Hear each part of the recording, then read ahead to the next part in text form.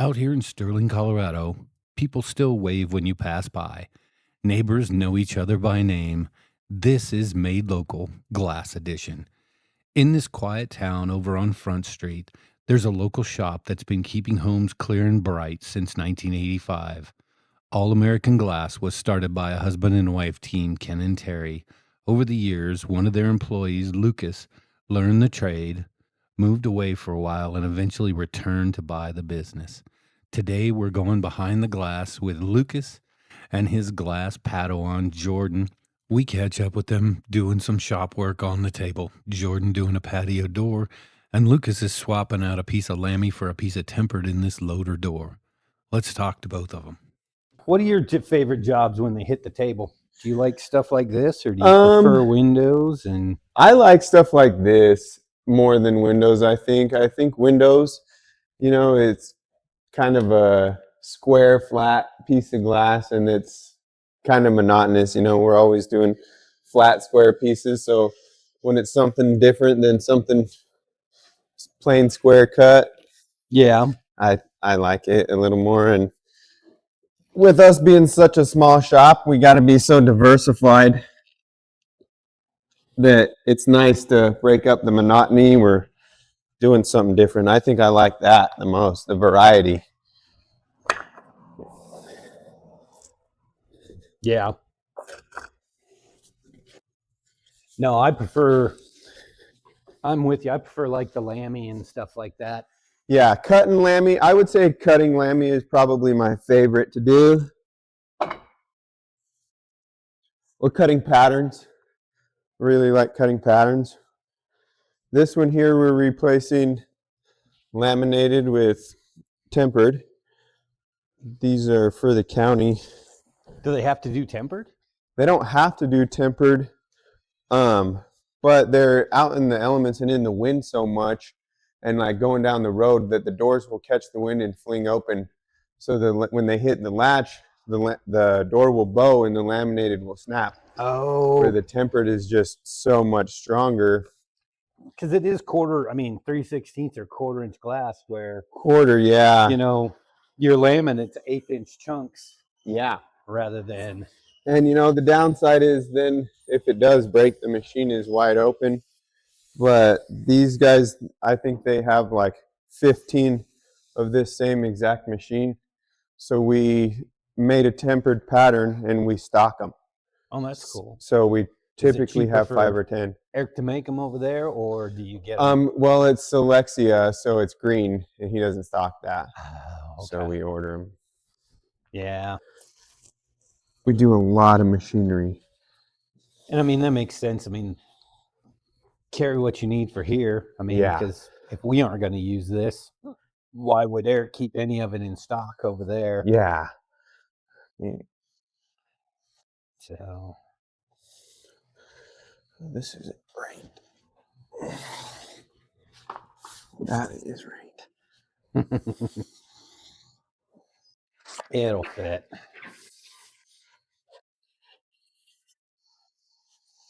Yeah, this is what I miss the most. I mean, I enjoy just cutting glass. Like when people come in and they just need a tiny little piece. Yeah. I've always loved that, where you just cut it for them. Yep. Hey, here you go. Done, yeah, it's usually, a $5 piece of glass, and it's not, the biggest thing, but you get something fixed for somebody right away. We had a guy that was here yesterday when I got here, waiting in his car when I got here early in the morning. And so I let him in and was like, well, what can we do? And he's like, I need a piece of polycarb, but it was going to have to be out of a full sheet. I was like, so I can't just do it right now. Like, you're going to have to give me a little bit. And he told me he didn't have a phone number. I said, okay, well, just stop back by later on then. We'll try to have it cut. Well, Jordan pulled up right then, and he comes back in, and he's like, oh, I just thought maybe since you got here, you could cut it for me right now. Oh, yeah. Busy day, but Yeah, I miss, of course, when Jack was around, I did so much with him. Yeah. This stuff I probably know this better than actual, auto glass and stuff like this. I probably know it better than, going out to a home and seeing what they need. Just because, I did so much auto glass with him. And I mean, it got to the point there in Weld that, dude, if it was oddball stuff, they called Jack to get it done just because, I mean, I remember putting some of those combine windshields in over at B&G and stuff like that. So he was good, man. He Jack was is good. Yeah, he knew what he was doing, and he tolerated me messing everything. I can't tell you how many times I'd mess something up for him. I'd be out there and I'd just do something. He'd be like, "Why did you do that?" I'm like, I don't know. Seemed like the right thing to do. I was trying to help you, man. Don't criticize me. Now that Lucas has got this glass set and he's running the lace in on this bead to get the glass locked in place, let's move over and talk to Jordan a little bit. He's removing some glazing bead from this patio door, getting the glass ready to be replaced. So how long have you worked for Lucas now? I worked here for a bit last year, for like almost a year, Okay. and then I was gone for the summer. So you went to school or something, or what? No, I moved to Pueblo. Anyways though, I've worked here for probably like a year and a half, like total. Okay. Yeah, I started right when I got back from the summer, basically. Only glass company you've ever worked for? Or? Yeah. Okay. Yeah. Yep. I had moved home from college. I didn't finish college. I actually just never went to class. Yeah, it was ridiculous. But it happens. Then I moved back from college, and my dad, we've known like Terry my whole life. Thank you. I guess I can help a little bit. I don't have to appreciate stand there and do nothing. Terry's like a family friend, and slipping off right there. I don't want to cut you. Yeah, that's why we'll swap places. And so my dad found out that Lucas was hiring, so I just came in. That's cool. And yeah, he hired me, and I worked here for I think 9 months before I ended up leaving. Okay. And I've been back since. I was gonna say you were just back when the last time I came out, I think. Yeah. I don't even remember when I started again, to be honest. Yeah. But I'm trying. What kind of jobs when they come into the shop? When you come in the morning, what do you like to see? What's my favorite? Yeah. My favorite is getting out of the shop, whatever. I don't mind table work and stuff, but it's just like if you look at the pile, there's 100 screens over there, Yeah. So it just they need done, Mm-hmm. but it's not my favorite thing. I'd rather be out somewhere glazing a window. Yeah. And I wouldn't even mind a job at the same place all day doing 15 windows or IG replacements or something like that. Yeah. But yeah. Screens are tough because, man, I managed to go 10 years without ever learning how to do a screen, and it did not bother me one bit not knowing how to do it. I know it. Yeah, Lucas is a good guy. He is. It's another thing. He makes it more fun to work. Yeah. It's always good when you have someone that makes the job fun rather than. I've worked with miserable people before. Yeah. And they just make the job harder and longer and miserable. Yeah. Make everybody else's day suck every day. Yep. So now that Jordan's got all the tape scraped out of there, he's adding some new in so he can get the new unit set in his patio door. And one of the things they're going to do is they're going to move this unit over to the truck so it's standing up, because a lot of times when you install a piece of glass like this, especially a taller one, it's easier to do if it's upright because it's a flat surface, where if it was laying on the table, the handle would stick up and it would make that one side higher than the other, and it would make it just a lot harder to lay that in there smooth for them. So they got it put in, and they're going to move this back over to the table and get the glazing bead. push back in and get this secured so they're done with the job. Now that we're all done with the shop work, it is time for us to head on out and do some outside jobs. We have 3 jobs today.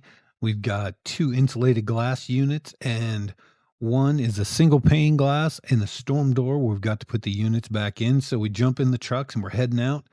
The first job we pull up to, it's a nice little house. The garage, the window that is broken is the one on the garage right here. You see as we pull up, that's open. Um, we're going to pull in and get this all taken care of. Jordan and Lucas are going to make a game plan for getting this out. Usually there's only one person on a job like this. It doesn't always require 2 people. I think they do quite a bit because Lucas is training Jordan quite a bit, so he knows what he's doing. And I do think this is a job technically that if Jordan was out by himself, he could probably just get it done himself. So we'll start pulling glazing bead. You can see they're very conscious about keeping everything clean as they go along. It's also very convenient with 2 of them here. They can do kind of inside outside at the same time. So Lucas is on the inside and he's using a pizza cutter to cut that glass out right now from the inside. And Jordan's going to pull another piece of the stop here. That's what you'll do a lot of times when you're cutting, when it's just you, you'll leave one stop in and then you cut that piece of glass out. So you have a little something that's holding that piece of glass in while you make the final cuts to make that glass loose so it doesn't actually fall out on the ground. I'll not say that never happens, but when you got 2 people, it shouldn't happen. So now that glass is pretty much completely loose, Lucas is making a final few cuts there on the inside, so it will come loose for Jordan so he can get it popped out of that frame and then get it unloaded and taken down to the truck so he can get the new piece of glass cleaned up. So Lucas here is running a new bead of silicone before the new piece of glass is put in. This one wasn't taped. Most companies will go with what was there before. A lot of companies do just use silicone. We tend to use both ourselves. We'll use, if it was tape, we'll use tape. If it was silicone, we'll use silicone. So you can see here, they're just making sure the unit's cleaned up. Sometimes you'll actually have some extra urethane or something at the bottom that makes little lips that'll keep it from going back in flat and sitting in place. So Jordan's going to get it fit into place here, and then they're going to work on that, getting it cleaned up and straight, make sure it sets in there, and then they're going to get all the glazing bead put back in place and get that glass locked in while they're cleaning everything up, making sure that glass is clean for the for the customer. Well, and now it is installed and all cleaned up. You can see Lucas doing a few last little wipes on that. Then the customer is going to come out here and take a quick look and inspect some things and make sure he's happy. And then we are going to climb back into the truck and sit behind the world's dirtiest windshield. I think this windshield has killed more bugs than Orkin, but we're going to drive it anyway. So we're going to head off to our second job here. Second job's pretty interesting. We're doing some glass on a patio door in the front on the storm door. And then you can see right here, Lucas is measuring for a single pane window that he has at the back of the house that we have to go around the outside and remove a storm window before we can even get to that wood frame. So Lucas did a good quick measurement there. And now you can see he's taken both these panels. It's actually top and bottom panels that they redid in this. So the great thing about these doors is that you have to put them back together just right.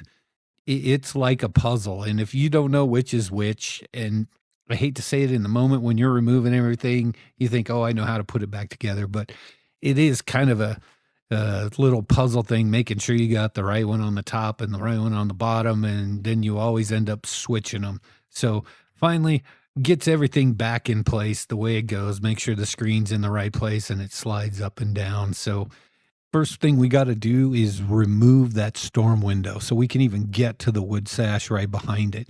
You can see the broken glass right there above Lucas. I'm not sure, something must have hit that from the inside. I didn't get a chance to speak to the customer. So now Lucas is going to spend some time here and get that glass cut out. And the next time I'm out there, I'm going to have to speak to him about safety gloves. And I am not the best person to do that because if you guys have watched any of my videos, you know I am terrible about wearing safety gloves. But he's getting all that glass removed. Then you can see the wood putty around the sides there that has to come out. So next he's going to clean this up with a scraper of some sort and start to get it ready so that they can fit that new piece of glass in. So while he finishes getting everything cleaned up there, Jordan went out to the truck and cut him a piece of glass and got him some points here to put that glass in. Of course, you see that shop vac going again, getting everything clean. And they're going to get this piece of glass popped in there. And Lucas is going to run a nice bead of polyurethane around the outside of it and not do the old style putty on it. He will get it cleaned up nice and straight. And now that we're pretty much done with this job, we are going to move on to our next job here, which is a larger IG unit. This particular unit was hit by some rocks, and believe it or not, it has almost 2 inches of standing water in the bottom of it. You can see right there, Jordan's running that pizza cutter along the bottom, but that's actually a water line right there. When it was hit with the rocks, I think they threw them up with the lawnmower. It just created the holes in the glass, so it was able to get a lot of moisture in there. So now they're cutting it out, Jordan from the outside, and Lucas is on the inside getting the wood trim popped out so they can get this unit loose and get it popped out and then get the new unit off the truck coming in. So you can see here, it's all loose. They're slowly leaning it on the inside, trying to keep that water in there so it doesn't make a mess in the house. And they actually did a pretty good job. There was nothing we had to clean up on this job. So this one's coming out to the truck. You can see here, it's not an easy job. Those things are heavy. That one was lighter because the old one was actually only 1/8 glass. And this one here that they're carrying in is 2 pieces of 3/16, which just makes it a heavier unit. So with the new glass in the house, they get it all set in place. You can see they're kind of going in. There's a set of blinds on the top of this window that were going to be really hard to remove. So they left them in place and they're able to just work it in underneath. But now that we're coming to the end of the day where all their outside work is done, we are actually going to go ahead and jump back in that truck with that dirty windshield, kill a bunch more bugs, and we finally get a chance to sit down and just talk to Lucas. How did you get into the industry? So honestly, I got into the industry because I hated the job that I had. I worked at a grain elevator and I really needed the job bad. So I took it and I just absolutely hated it. Worked through the harvest season and I had a buddy and I knew his parents owned a business. At the time, I really didn't even know what. And I went to him and was like, dude, don't your parents own a business? Like, tell them to hire me. Like, I'll clean the bathrooms, I'll sweep the floors. Like, as long as it's not a grain elevator, like, Yeah. I'll do it, man. Okay. And they did. So they hired me, and I kind of just got glass as a job, never thinking it was going to be like a lifelong career. But here I am. Yeah. Yeah, going on 17 years later. So There we go. So you started here. yeah, I started working here for Ken and Terry Minch. They hired me, and I ended up working at Moffat Glass in Greeley, and then had the opportunity to come back here. But And you guys grew up here, right? You were born and yeah, raised. I was in- born and raised here, lived here my whole life, and then just kind of went to Greeley again for a job. Mhm. And then, when I left, I was like, I'll never come back here. Yeah. And again, here I am. So, You know, when you were high school sweethearts. yep. your Me and wife? my wife we started dating like right at the end of high school, and been with her ever since. Yeah. And How many kids now are yours? so we have 4 together, but then we also have 2 foster kids. So we have Okay. 6 kids. Man, that's crazy. Yeah. I have Yeah. one. Busy life. Mine's 28 and moved out, and it still stresses me out. So, Yeah. And that's- so our oldest is 15 and our youngest is 5. Okay. So quite the stretch and Yeah. different stresses, I That's a think. big. So how's it been? You've been back here, what, about 5 years? 6 Yeah. years? 4 something? years going on 5. Yeah. Yeah. How's the community taking to you coming back and taking over this shop? I think it's unique to see a lot of people that I've worked with before when I worked here, and Mm-hmm. new contractors, and some of them retired and things like that. I think it's a plus for the business that we kept the same business name and things like that. Yeah. This business has been here a long time and going on 40 years, I think. Oh, wow. So it's been nice to keep up the tradition and come back to my roots, kind of. Yeah. Yeah. So when we kind of talked about it earlier, I think we talked about what your favorite jobs were that hit the tables. What about outside jobs? When you see something on the schedule, like if you're going to storm shower doors, storm doors, windows, what really on the outside do you like to see? Not even money wise, but just what do you enjoy doing the most that you feel you do the best? Probably I enjoy doing showers a lot, and Yeah. I did that for Moffat for a long time, so I'm pretty comfortable in that. That's one of the things, that is kind of my comfort zone. Okay. I really like that. It's kind of the finishing touch on a job always. So, the homeowner's always really excited to be able to use their new bathroom, and You've got your little museum out there of all the cutters and yeah. tools and everything like that. What was the hardest thing that you ever found? I mean, that you saw and it took a little bit to get something, or you knew you wanted it and had to search. Honestly, a lot of the things that I have are things that I've found along the way, or things that a customer gave me, or I was doing a job or bought a pack of old tools at an auction or something. Yeah. And I'm obviously just kind of drawn to the glass tools. Okay. I really like things that like I know where they came from. So like the things that I found in this shop when we bought it, those kind of mean a lot to me because it's just a part of the history of the shop. And I like the idea of all the jobs that were done with that tool, and all the BS that was talked between two glazers over that tool. You know what I mean? Somebody's sitting there using a chisel and they're just shooting the shit, and Yep. I like the idea of Making the day go by stories around quicker. it. Yeah. Yeah, that's cool. And I like the idea of a tool that might be 100 years old that still operates the same way it was intended to, and sometimes I don't think they make tools like that. Take for granted that type of stuff, and we'll just get it cut on the CNC and have the CNC polish that. Mm-hmm. And you don't ever really stop and think about 50 years ago, someone did every step of that by hand. Yeah. Even as far as making the glass and polishing it clear, sometimes it just baffles me And that see, I much work didn't went get into it. into the business early enough to see any of that. Yeah. So, but then guys like Brad over there, I mean, he used to do that. He talks about, I didn't know there were cork belts for the wet sanders until somebody started. I'm like, that's how you used to polish glass, and just go through all the cycles of the belts all the way down on the grits until you hit cork and then you polish. I was like, that's pretty amazing. It's amazing. So much work that goes into it. And, I find myself, I consider it fortunate. When I worked for Ken, he did things a lot old school. A lot of the things he did was, this is how we've done it for 50 years and this is how we're going to keep doing it.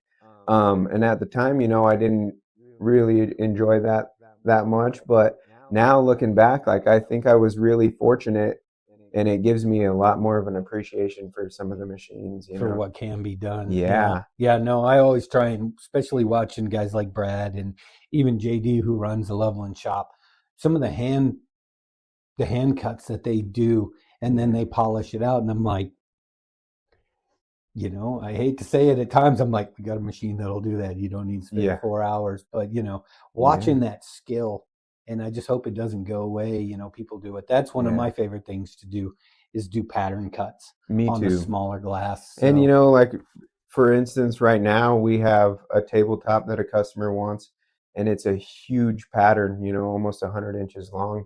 And our pattern has been rejected multiple times. And it's like, okay, my customer can't wait, so I'm just going to cut it by hand. Yeah. And, that might take more time to do that, but it doesn't take as much time as waiting 2 more weeks to get a pattern, 2 more weeks, 2 more weeks after that to get the glass. And it's one of those things that sometimes it's handy to know the old school way. Yeah.